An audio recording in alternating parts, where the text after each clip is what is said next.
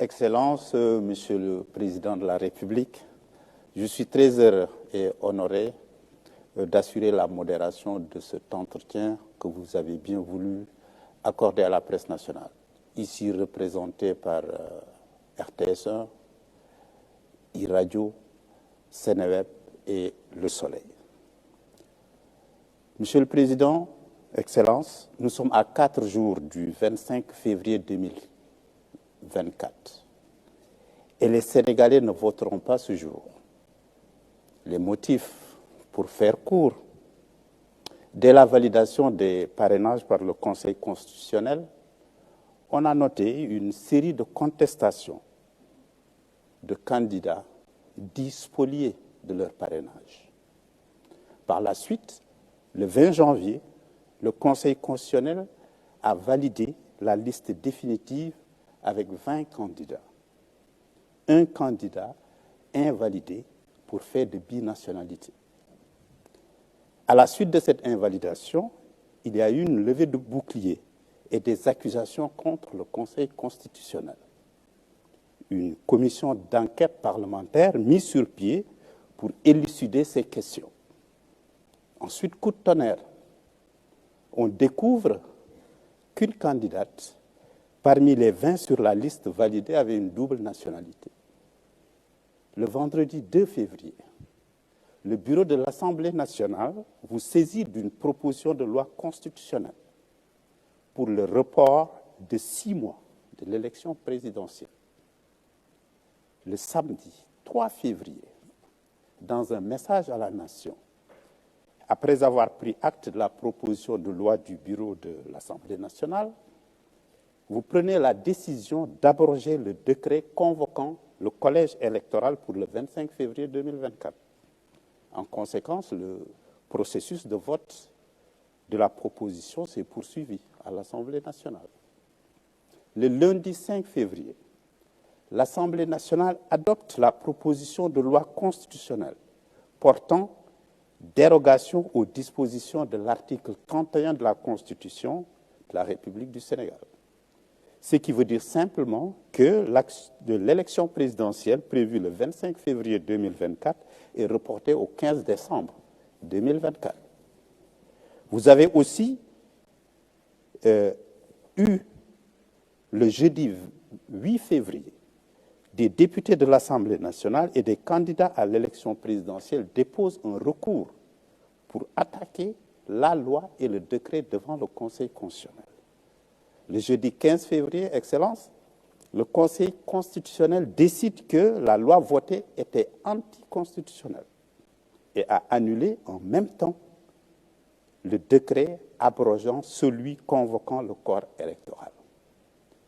Enfin, dans ses considérations, le Conseil constitutionnel a constaté que l'élection présidentielle ne pouvait se tenir à la date initialement prévue et a invité les autorités compétentes à l'organiser dans les meilleurs délais.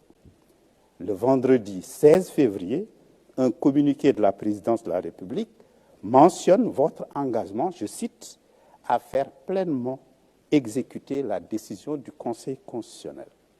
Aujourd'hui, les Sénégalais sont dans l'attente de la suite des événements, notamment la nouvelle date de l'élection présidentielle. Vous avez aussi annoncé des concertations avec les forces vives de la nation. Votre mandat court jusqu'au 2 avril. Aujourd'hui, les Sénégalais attendent des explications, que vous fassiez la lumière sur ces faisceaux de faits. Et je suis avec mes frères et consoeurs du Soleil, de la RTS, de iRadio et de Seneweb. Cet entretien est diffusé en direct sur toutes les plateformes de la RTS, naturellement sur iMédia et Seneweb, mais un signal clair, sans logo, est disponible sur le canal 5 de la TNT et sur le canal 215 de Canal 7. Excellence, vous avez la parole. Je vous remercie, M. Racine Talla, tout comme je remercie vos confrères et consoeurs du Soleil, de RTS, de E-Media ou E-Radio et de Sénéweb. Et je voudrais surtout remercier nos compatriotes d'ici et d'ailleurs pour ce moment de communication important dans la vie de notre nation. Je vous remercie pour le rappel chronologique que vous avez fait depuis le début du processus électoral, surtout dans sa phase validation des parrainages, validation des candidatures et tout ce qui a suivi depuis lors. Donc je n'aurai pas besoin, outre mesure, de revenir sur ces faits qui ont été les causes, en réalité, de ce qui est arrivé par la suite. Ce qui est arrivé par la suite n'étant que la conséquence des causes que vous aviez bien indiquées. Alors, je suis à votre disposition pour répondre à toutes vos questions. Je voudrais d'emblée remercier mes compatriotes qui m'ont fait confiance. Depuis 2012, j'ai été élu à la tête du pays pour un mandat de 7 ans, renouvelé en 2019. J'ai prêté serment, en effet, le 2 avril 2019, ce qui fait que le 2 avril 2024 sera le terme de mon mandat à la tête du pays et la fin de ma relation de contrat avec le peuple sénégalais en tant que président de la République. Je voudrais que ce débat soit clairement tranché. C'est un débat qui n'aurait pas eu lieu d'ailleurs, qui n'a pas lieu d'être, mais comme malheureusement dans notre pays, tout le monde est expert en tout, et qu'on a voulu non seulement me faire un procès sur des intentions de faire un troisième mandat. Ce troisième mandat, on a vu que je n'en étais pas candidat. On a dit que je voulais rester à la tête du pays et je dis ici très clairement et très nettement que le 2 avril, ma mission se termine à la tête du Sénégal. Au moins, il faut que cela soit très clairement étayé. Maintenant, le reste du débat, nous pourrons revenir aux besoins sur les différentes étapes par rapport à l'ensemble des aspects que vous venez d'évoquer. Merci, Monsieur le Président de la République. Donc, je demanderai donc à mes confrères et consoeurs de bien vouloir leur poser leurs questions. Madame Mariama, et chacun déclinera son identité et l'identité de son organe de presse. Bonsoir, Monsieur le Président de la République. Bonsoir. Je suis Mariama Dramé, journaliste présentatrice à la RTS. Alors, Son Excellence, je pense que vous m'avez marché sur la langue. Vous avez à peu près répondu à ma première question, vu que la date du 2 avril, tout le pays reste suspendu à cette échéance. Cette date correspond à la fin de votre mandat, vous l'avez dit, à la tête du Sénégal. Que comptez-vous faire à l'expiration de ce délai? Ensuite, Monsieur le Président, quelle serait la date que vous préconisez pour la tenue de l'élection présidentielle? Alors, comme je vous l'ai dit, ayant prêté serment le 2 avril 2019, le 2 avril 2024, boucle les 5 années calendaires. Donc c'est la fin du mandat. Et moi, je compte m'en arrêter à ce mandat. Et je compte donc, après le 2 avril, quitter mes fonctions de président de la République. Maintenant, il est clair que le pays ne peut pas rester sans président de la République. Ça, le dialogue qui vient devra certainement trancher ou proposer, si un consensus peut être obtenu sur la suite, c'est souhaitable, je le souhaite. Je souhaite que les acteurs qui doivent se réunir autour de moi pour regarder l'intérêt supérieur de la nation dans ce contexte bien particulier, puissent regarder ce qui et comment nous le allons enjamber. Mais ça, j'écouterai ce que le dialogue dira et après le dialogue, certainement, le Conseil constitutionnel pourrait être amené aussi à clarifier. Puisqu'en réalité, n'eût été le débat ambiant, la Constitution a réglé cette question. Mais comme tout le monde n'est pas d'accord là-dessus, sur l'article 36.2, il appartiendra en dernier ressort au Conseil, après toutes les interprétations, de dire voilà ce qui doit être fait et tout le monde devra s'accorder sur cela. Mais en ce qui me concerne, encore une fois, il n'a jamais été question de dépasser le terme de mon mandat constitutionnel, malgré les procès d'intention. Alors, donc, je m'en tiens à cela et je le dis très clairement et très solennellement, le 2 avril, j'ai terminé ma mission à la tête du Sénégal. La suite, on verra comment... Pour ce qui est de la date, on verra avec le dialogue, qu'est-ce que le dialogue proposera. Monsieur le Président, Alassane Samba Diop de Média. Quand est-ce que la date de l'élection présidentielle va se tenir? Est-ce qu'avant le 2 avril, il y aura une date retenue pour aller aux urnes et choisir votre successeur? Vous savez, il y a eu un problème. N'eût été ce problème, le 25, on serait allé au vote. Si on avait voté le 25, il est clair qu'avant le 2 avril, tout le processus électoral allait être terminé et donc il n'y aurait eu aucune difficulté à ce que le nouveau président élu à partir du scrutin du 25 février puisse prêter serment le 2 avril. Maintenant, nous ne sommes plus dans ce cas. Le Conseil l'a clairement dit, après avoir annulé la loi et le décret qui était pris sur la base de cette loi. Donc, le Conseil clairement a indiqué aux autorités compétentes, en premier chef le président de la République, parce que c'est lui qui doit prendre le décret convoquant le collège électoral et fixant le décret fixant la nouvelle date. Mais ce décret ne peut être pris avant que la concertation nationale ne se réunisse. Et j'ai convoqué cette concertation nationale le lundi. Et je pense que sur 2 jours maximum, lundi prochain, c'est le lundi 26, on devrait, entre lundi et mardi, terminer, puisqu'il n'y a pas beaucoup de sujets en réalité qui doivent être traités. Quelle date pour l'élection et qu'est-ce qu'il faut faire sur l'après 2 avril. Donc, c'est des sujets qui peuvent être simples si les gens mettent en avant l'intérêt supérieur de la nation, dès lors que la participation du président, sa prolongation à la tête du pays n'est plus en jeu, et ne l'a jamais été d'ailleurs. Si on trouve ce consensus, moi je prendrai le décret immédiatement pour fixer la date. Si le consensus n'est pas trouvé, je renverrai l'ensemble au niveau du Conseil constitutionnel en ce moment qui avisera.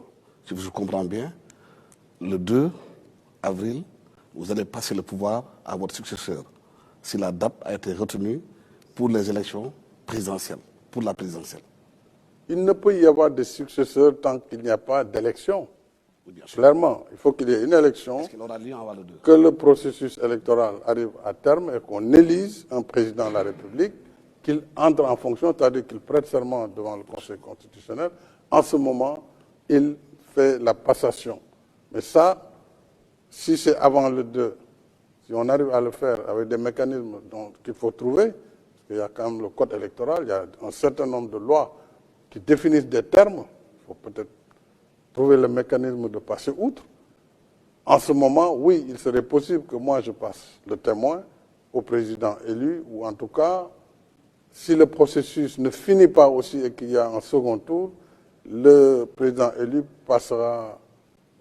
prendra le témoin du président qui fera cette transition entre le 2 avril et la date de l'élection et l'installation du nouveau président. Parce que la contestation au niveau des... Contestation. Oui, juste une petite question pour préciser. La parole elle est partagée, Monsieur Alassane Samba Diop.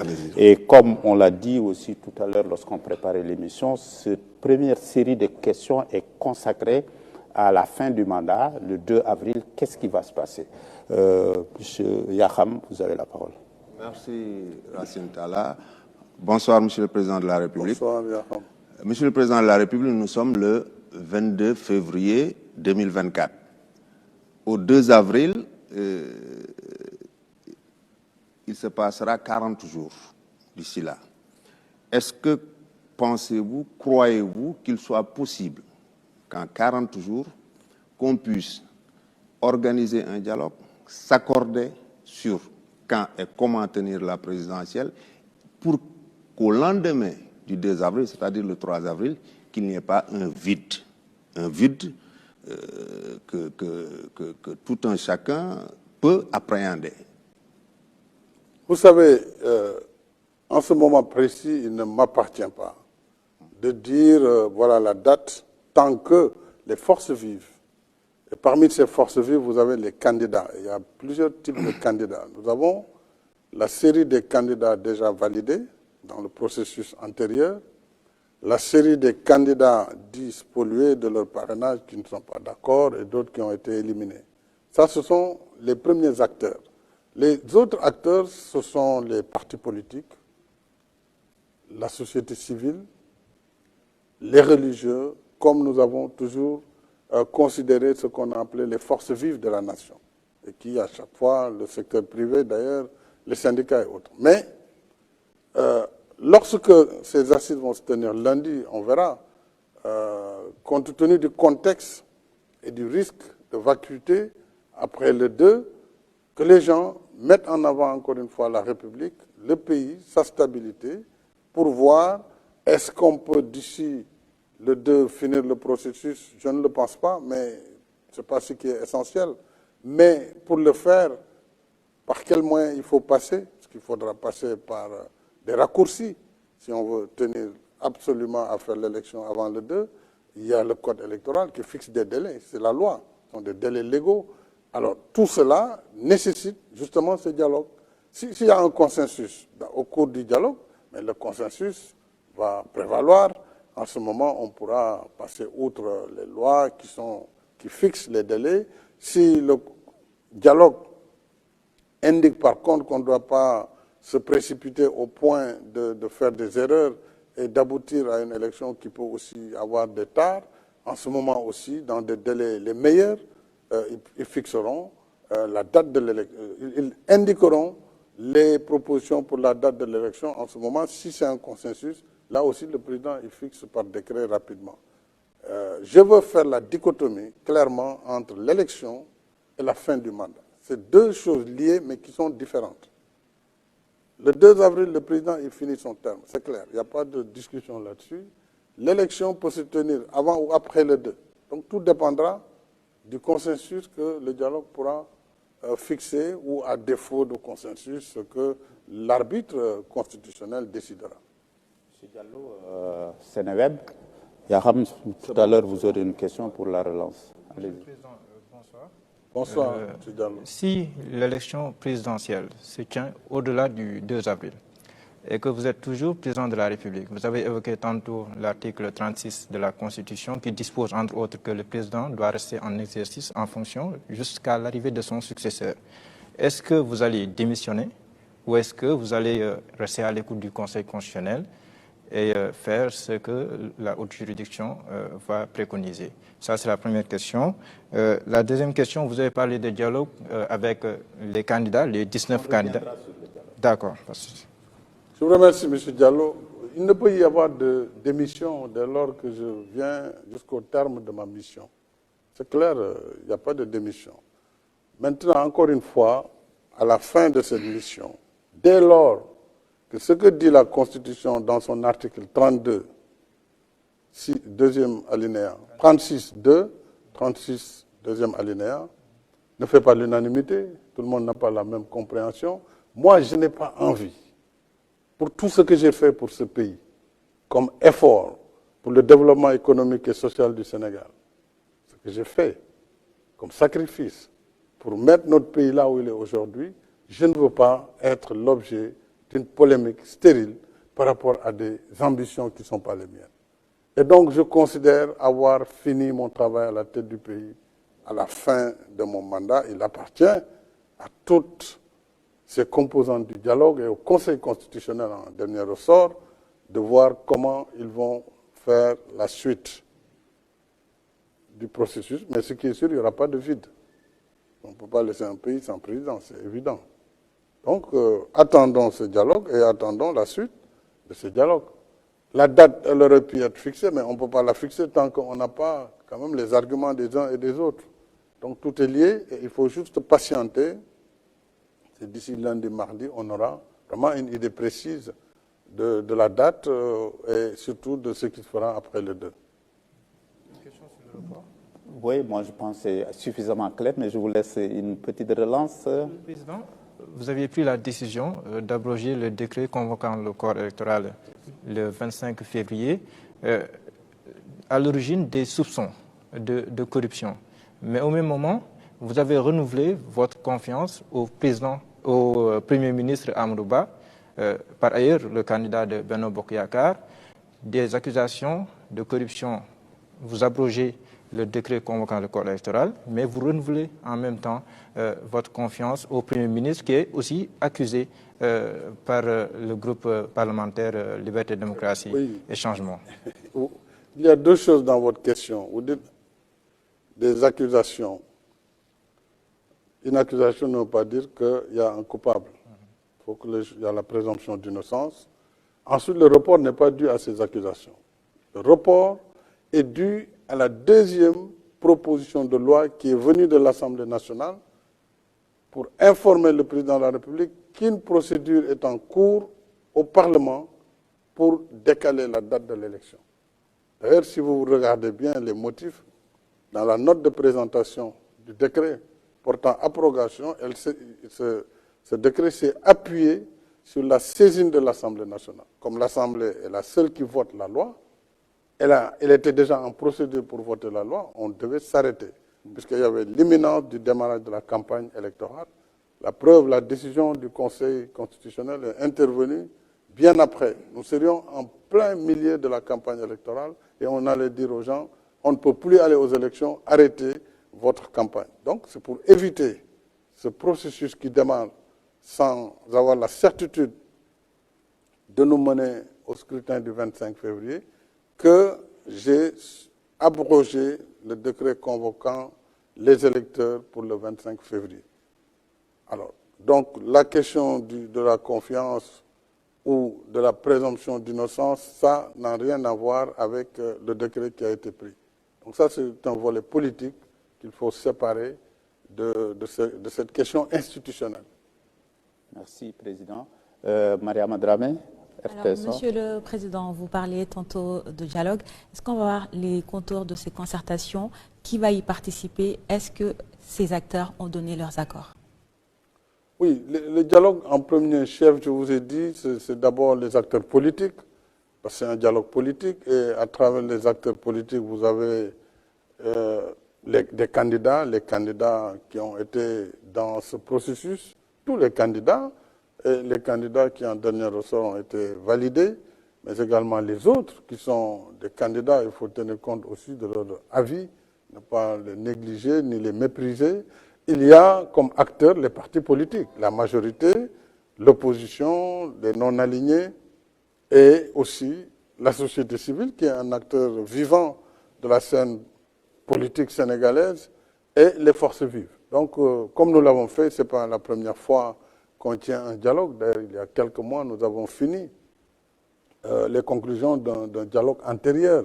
Il me semble que les candidats ont exprimé la volonté de répondre à ce dialogue et de répondre au président de la République, tous les types de candidats.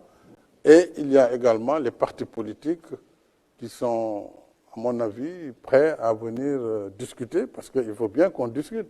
Parce qu'aujourd'hui, c'est le seul dialogue qui peut nous permettre de dépasser cette situation. Donc on peut dire aujourd'hui que tous les candidats acceptent de venir dialoguer? Oui, à ma connaissance, oui. Je ne connais pas de candidat qui refuse le dialogue. Il y en a un en prison. Oui. Est-ce que des dispositions sont prises pour qu'il puisse être libre et participer au dialogue?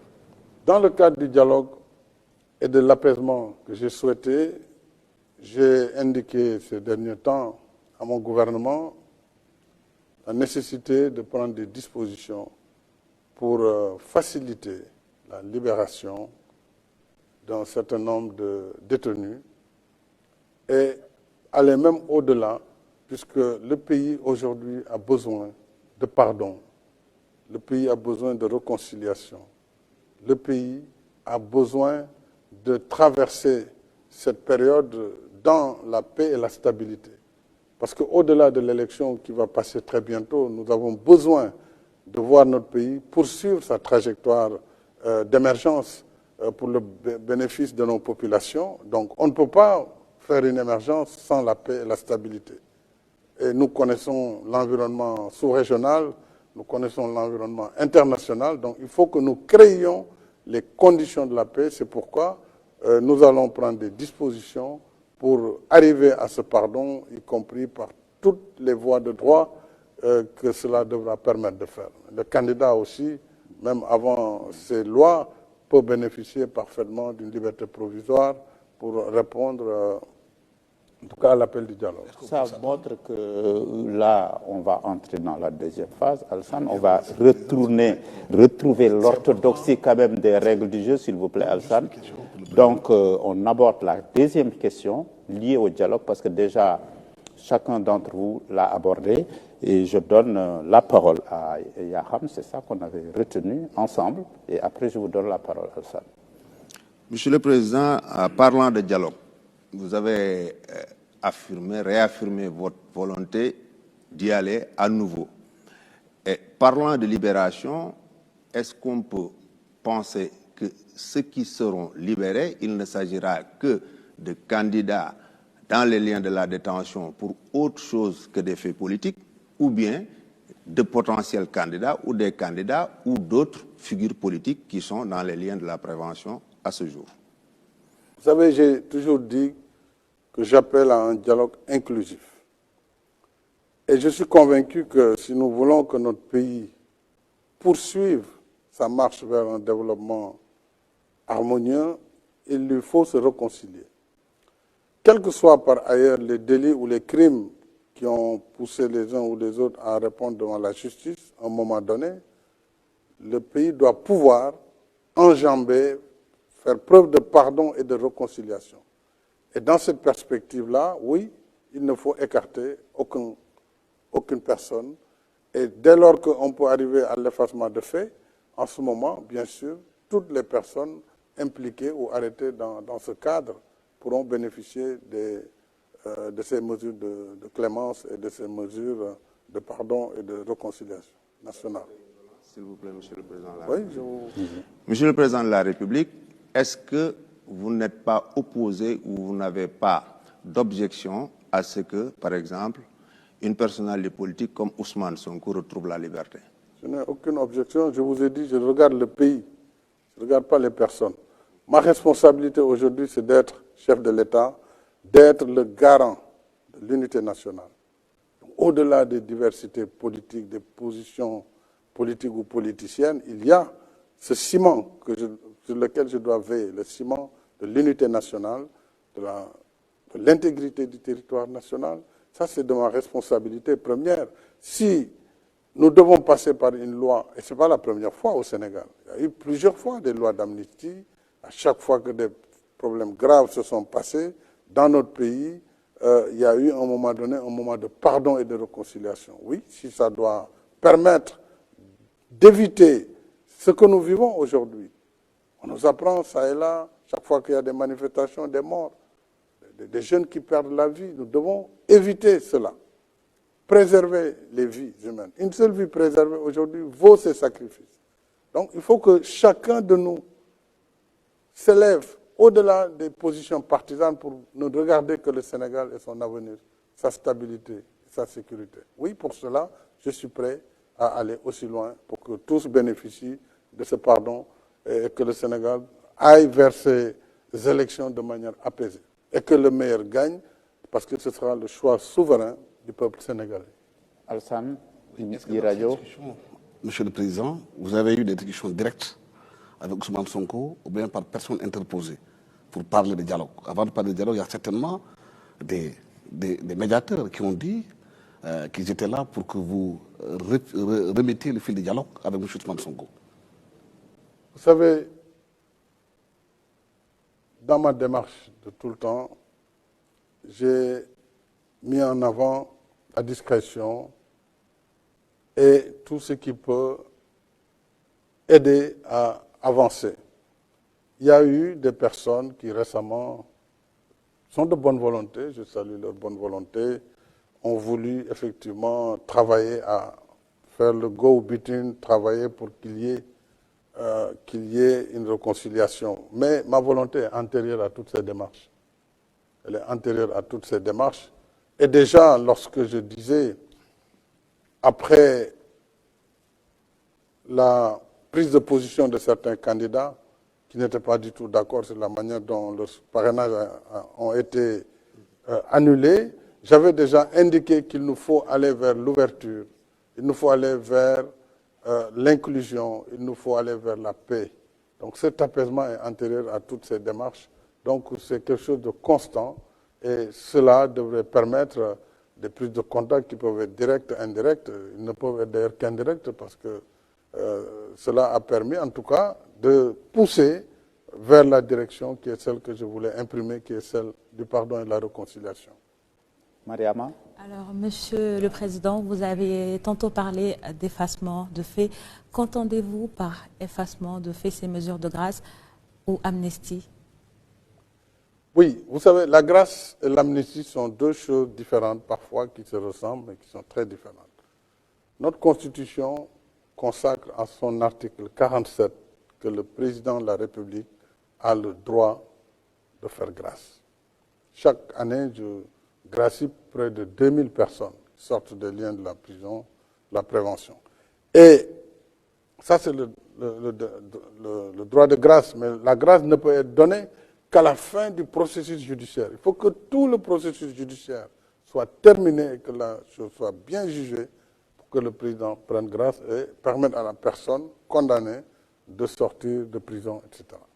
L'amnistie, elle est obtenue par une loi. Donc c'est l'Assemblée nationale qui vote l'amnistie, ce n'est pas le président de la République. Le président peut exprimer une volonté, faire un projet de loi qui va à l'Assemblée. Ce sont les députés qui votent l'amnistie. Et l'amnistie ne s'adresse pas aux personnes, même si des personnes en bénéficient. L'amnistie s'adresse aux faits et efface les faits. Pour dire, nous voulons oublier. Nous voulons oublier, c'est pénible, mais il nous faut aller de l'avant.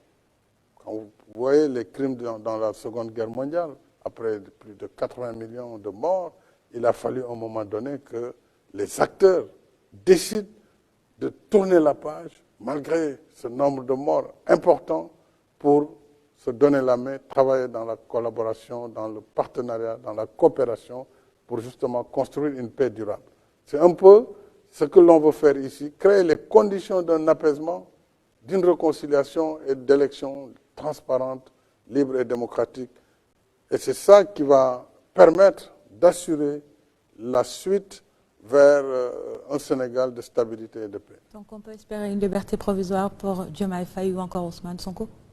Oui, tout dépend de leurs avocats. Et ça, c'est les procédures judiciaires dans lesquelles je n'interfère pas. Mais il y a des procédures entre le juge d'instruction, les avocats du détenu. Et ça, ils savent très bien comment ça se passe. Le procureur qui est sous votre tutelle? Non, oui, le procureur peut donner un avis parce que selon les chefs d'accusation, s'il ne donne pas un avis, bien sûr, pour certains chefs d'accusation, le juge d'instruction est lié. Dans ces conditions, si c'est la volonté du président de la République, le procureur pourra donner son accord. D'accord. Monsieur le Président, on a vu aussi une certaine réaction de la communauté internationale, des communiqués quasi journaliers sur la situation politique du pays. Comment vous accueillez, je rappelle, tous qui viennent et qui reviennent? Je l'accueille avec beaucoup de peine parce que je ne peux pas comprendre que des partenaires qui sont avec le Sénégal, qui en principe travaillent avec nous sur les mêmes principes, lorsqu'il se passe quelque chose dans notre pays, et tous les pays peuvent avoir des difficultés conjoncturelles, ils doivent d'abord venir à la source, voir ce qui se passe exactement, au lieu de se suffire de commentaires qui condamnent de façon péremptoire, parfois de façon très violente, le président de la République, le Sénégal. Ça m'a fait de la peine, parce qu'au Sénégal, jusqu'au moment où je vous parle, une seule loi n'a pas été violée.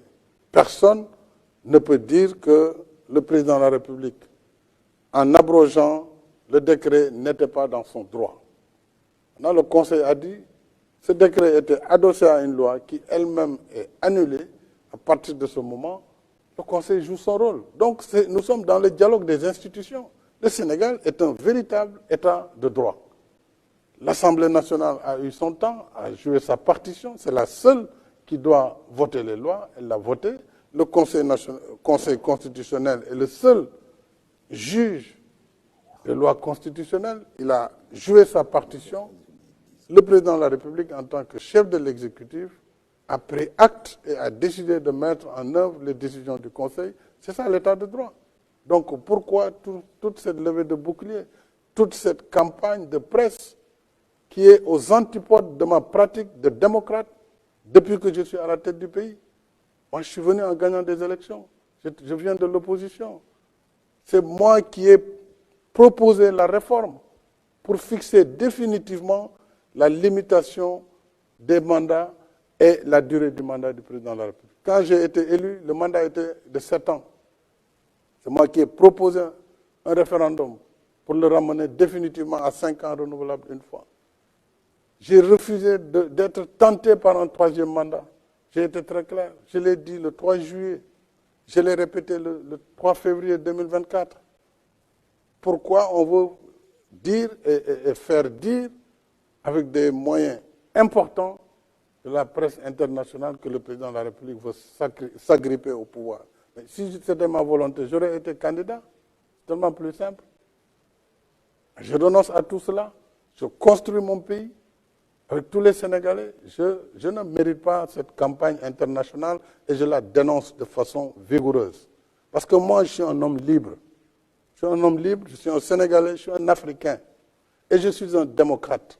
Je n'ai violé aucune règle pour aujourd'hui me retrouver dans cette campagne nauséabonde qui est entretenue pour créer la tension et la déstabilisation de mon pays.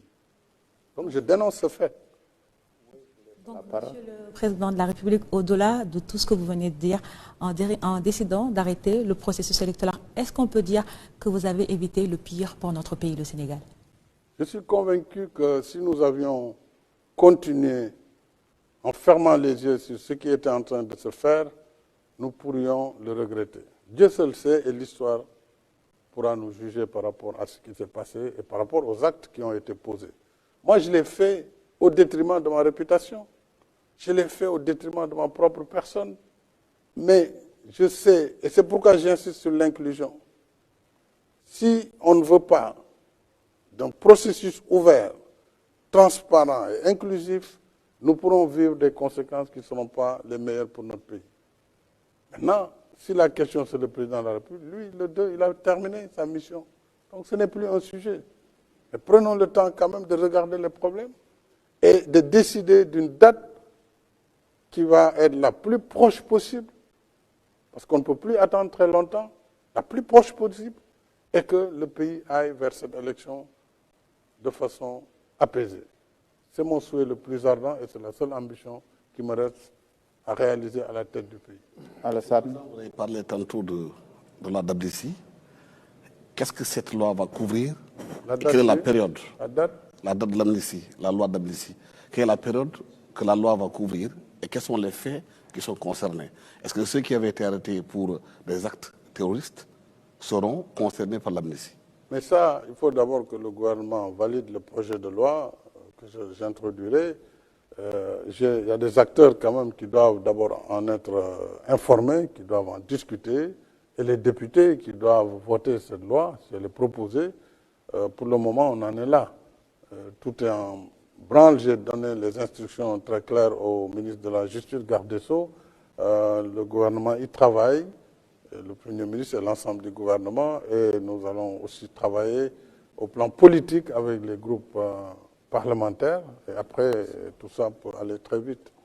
Pour le moment, on en est là. Lundi prochain va s'ouvrir le dialogue national. Oui. Combien de temps va en prendre le dialogue? 2 mois, 3 mois, Non, un non, mois, non, 5 non. jours, une journée? Le dialogue, je pense, sur 2 jours, il doit être fini. Parce qu'on ne vient pas pour discuter de tout, on vient pour discuter de la date de l'élection. On vient pour discuter de l'après 2 avril, comment on va faire, c'est tout. La date de l'élection dépendra justement des positions à concilier entre ceux qui veulent absolument une élection juste avant le 2, et on verra comment, et ceux qui pensent qu'il faut aller au-delà, mais dans tous les cas avant le mois de juin, ou en tout cas avant l'hivernage, ça c'est clair. Donc ça, c'est le sujet du dialogue. Donc voilà les sujets. On ne va pas parler d'autre chose. C'est bien campé. Mais il n'est pas question de revoir le processus. Le dialogue, Ce sera avec les mêmes le candidats. dialogue s'en saisira. Ce sera avec les mêmes candidats ou on peut rebattre les cartes comme on le dit de manière triviale? Justement, c'est ce que je viens de vous dire. Ce sont les sujets sur lesquels le dialogue national devra donner des indications. Et s'il n'y a pas d'accord, le Conseil constitutionnel pourra donner un avis. Est-ce qu'il se fera ce dialogue-là avec juste ceux qui ont accepté la décision du Conseil constitutionnel? Mais non, le dialogue... Ceux qui ont rejeté la décision. Non, le dialogue concerne tous les acteurs, y compris ceux qui sont d'accord, ceux qui ne sont pas d'accord, parce qu'il s'agit de trouver une solution qui permettra à notre pays d'aller aux élections le plus rapidement possible et dans la paix. Donc tous les acteurs sont concernés. Voilà, donc je pense que nous avons déjà fait plus de 30 minutes. On a abordé la question du 2 avril, fin du mandat officiel du président de la République. Il a clairement exprimé sa position là-dessus. On a également abordé la question du dialogue et la date de la prochaine élection. Si vous n'avez pas une question de relance sur ces sujets, on peut passer au Wolof. J'en ai une. Alors, Son Excellence, on parle beaucoup en ce moment de meilleurs délais. Quelle est, selon vous, l'échéance appropriée pour définir meilleur délai? C'est le meilleur délai. Le meilleur délai. Le délai les meilleurs. C'est ce qui peut être fait. C'est pourquoi je dis l'urgence est là, tout le monde le sait, tout le monde le voit. Il faut tout faire pour qu'on ne soit pas dans une incertitude. En fait, c'est ça. Il faut qu'au sortir du dialogue, mardi, qu'on ait une date. Le plus rapidement possible. Voilà, c'est ça. On peut le dire le plus rapidement possible, les meilleurs délais. Bon, donc ça, c'est du français, chacun comprend comme il peut. J'ai juste deux petites relances, Monsieur le Président. Oui. Il y a certains qui proposent le 3 mars, le premier tour, le 10 mars, le deuxième tour, pour qu'on soit dans les délais du 2 avril. Est-ce que vous serez d'accord avec ces dates? Mais non, je vous ai dit, il ne m'appartient pas au moment où je vous parle de dire l'élection aura lieu le 3 mars, je ne sais quelle autre date. Lundi, la concertation nationale sera saisie. Les candidats eux-mêmes seront les premiers que je prendrai avant même la concertation nationale. Et puis, nous discuterons de tout cela. S'il y a un consensus, il sera appliqué, quel qu'il soit. S'il n'y a pas un consensus, eh bien, on décidera aussi d'une date où on référera au Conseil constitutionnel. Une dernière relance. Est-ce qu'aujourd'hui, les candidats qui sont soupçonnés d'avoir une double nationalité, qui seraient passés par les mailles du filet, est-ce que ces candidats sont concernés par rapport justement à l'enquête qui sera faite pour voir effectivement, est-ce que ceux qui vont diriger demain le Sénégal sont de nationalité exclusive du sénégalaise? Vous savez, c'est un sujet très sérieux et très important, puisque lorsque la loi dit, la Constitution, dans son article 28, précise que pour être candidat à l'élection présidentielle, il faut être exclusivement de nationalité sénégalaise. Dès lors que la Constitution fixe ce dispositif, on doit pouvoir procéder à des contrôles. Il est vrai que ce n'est pas facile, puisque d'emblée, on peut voir que le monde est constitué de plus de 193 pays ou États, mais je pense qu'on doit pouvoir régler cette question parce qu'il serait catastrophique si, d'ici l'élection, on découvre encore des candidats qui sont des binationaux. Ou alors que ceux qui sont dans ce cas puissent, pour des raisons personnelles, déjà démissionner et éviter au pays encore ce traumatisme. Mais je pense qu'un contrôle devrait quand même être fait pour nous assurer que vraiment les dispositions de la Constitution en ce qui concerne la nationalité exclusive sont vraiment respectées par l'ensemble des candidats. Mais est-ce que cela ne viendrait pas à remettre en cause la décision du Conseil constitutionnel qui n'est susceptible d'aucune voie de recours? Non, mais le Conseil vient de prendre une nouvelle disposition parce que quand, après sa décision, il apparaît qu'il y a un candidat qui est binational, le Conseil, dès qu'il a reçu la démission de la personne concernée, a fait une décision nouvelle en fixant à nouveau. Donc, s'il y a des choses nouvelles qui vont perturber et entacher la sincérité du scrutin parce qu'une disposition majeure aura été violée, je pense qu'il sera dans son devoir d'aviser et de prendre des décisions. Si vous tombez d'accord avec l'opposition sur la date, le 2 avril, comme vous l'avez dit tantôt au début d'émission, le dialogue. Le dialogue, c'est là-bas que vous arrêtez votre mandat, ça sera le 2 avril. Si vous partez du Sénégal, qu'est-ce que vous allez faire, Monsieur le Président? Mais ça, c'est devant nous. Pour le moment, le plus urgent, c'est d'aider le Sénégal à aller aux élections. j'ai déjà largement communiqué sur ce que je compte faire. J'ai déjà créé ma fondation, elle est faite, j'ai pris des dispositions de cet été, je vais m'occuper utilement. Donc ça, je pense que... Voilà, donc... donc... Vous êtes installé au Maroc, comme on a dit. Oui, entre autres, ça a été... été... au Maroc, a acheté une maison à Marrakech. Oui, peut-être, oui, parce que j'aime bien le Maroc. Très bien. Avant juste de passer... Ah, une toute dernière question. C'est la toute dernière. Pour boucler le volet français. Alors, Monsieur le Président, au regard de tout ce que vous avez dit, on note votre volonté clairement de créer une condition de stabilité sociale, politique, mais également de paix. Avant de passer à la version Wolof, quel est votre message pour les Sénégalais d'ici et d'ailleurs, mais aussi de la communauté internationale, quand on sait que vous êtes un acteur clé du multilatéralisme? Oui, je voudrais d'abord, encore une fois, rendre hommage au peuple sénégalais qui m'a fait confiance, qui m'a permis en 12 ans d'apporter ma contribution dans la construction nationale.